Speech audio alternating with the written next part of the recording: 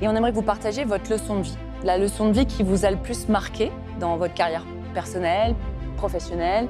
Une leçon de vie que vous aimeriez partager avec nous et pour tous ceux qui nous regardent. Je pense que quand tes parents ils te donnent des conseils de profiter de ce que tu fais, de ne pas peur de te battre pour ton rêve, il reste que vous et n'écoutez pas les gens qui te disent que tu n'es pas capable de faire ça. D'accord. Poursuivre son rêve.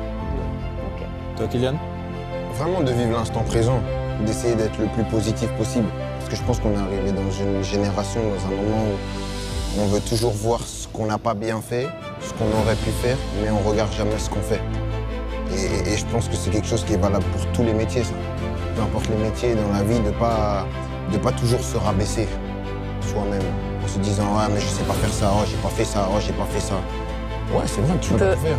Aussi, et pas voir toujours le négatif, que ce soit chez les gens, chez les situations.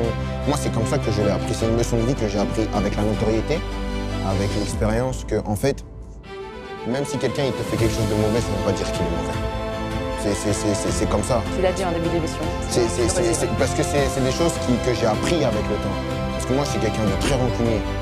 Et c'est pas bien. C'est pas quelque chose qui est bien. C'est pour ça que j'essaie toujours de dire aux gens de toujours voir le positif chez les gens, chez les choses, chez les situations. Parce que la roue, elle va tourner. Tu ne seras pas toujours dans le mal. À un moment donné, tu vas voir la lumière. Tu vois. Et donc, je pense que c'est toujours cette mentalité de garder. Parce que ça fait de toi une personne plus solaire.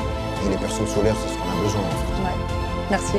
C'est très juste. Non, moi je dirais, faites ce que vous avez envie de faire. Parfois on est formaté, c'est facile à dire, mais on rentre dans un espèce de train-train qui nous frustre. Faites ce que vous avez envie de faire, n'écoutez pas la masse. Comme dirait de bons rappeurs, jamais dans la mode, toujours dans la bonne direction. Même si vous êtes seul à croire en quelque chose, faites-le. Ouais.